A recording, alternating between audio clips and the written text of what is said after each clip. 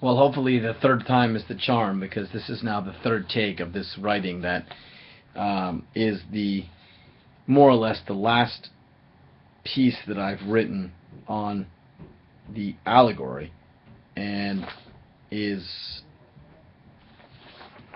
half of the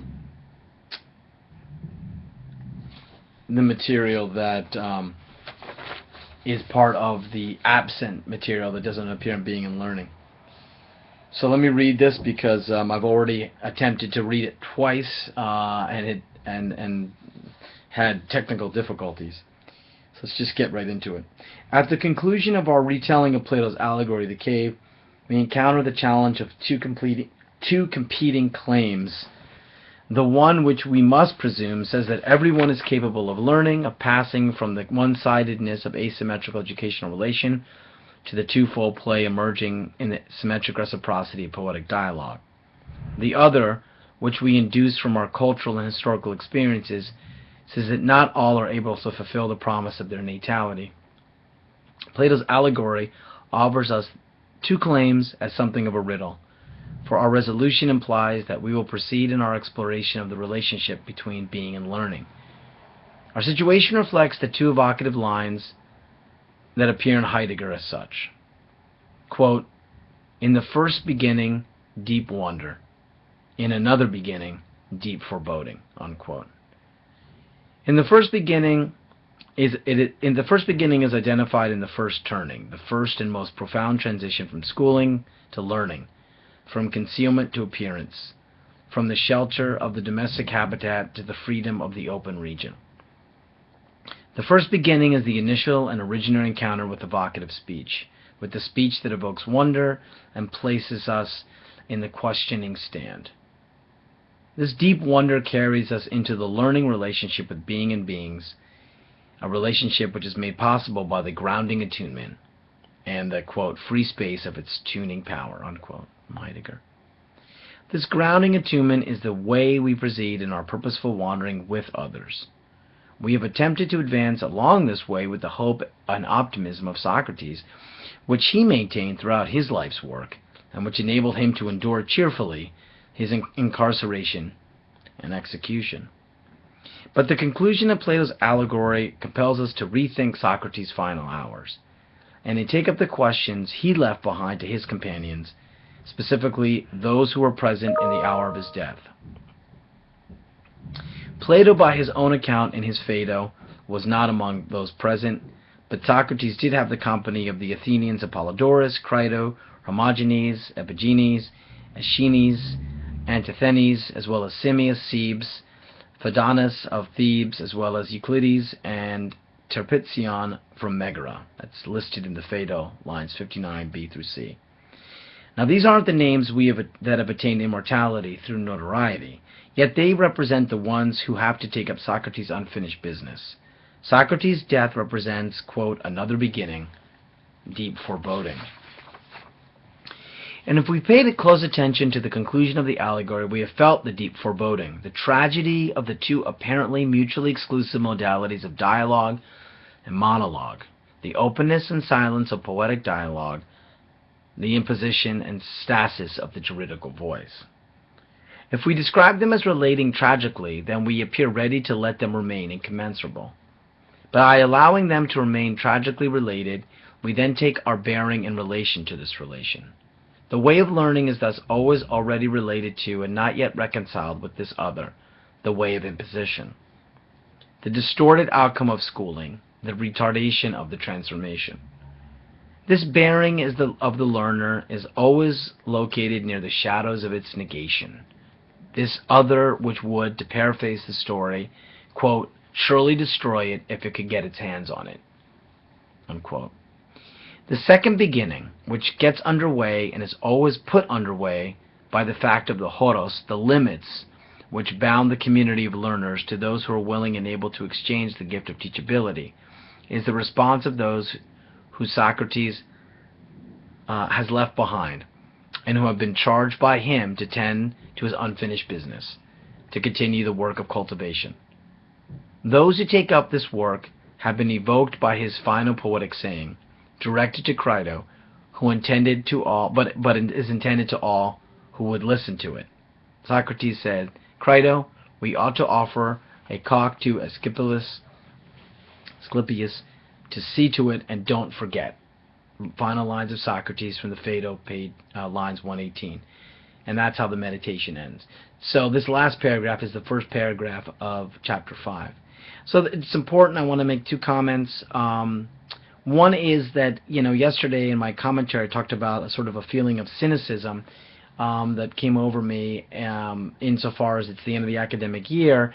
And so that the question that I posed in the end of the meditation from yesterday had to do with the sense in which, what do we do with those who are unable or unwilling to hear the call of learning, right? So on the one hand, the whole project takes off from Plato's claim that everybody has it within their capacity to be turned around, to turn on to thinking.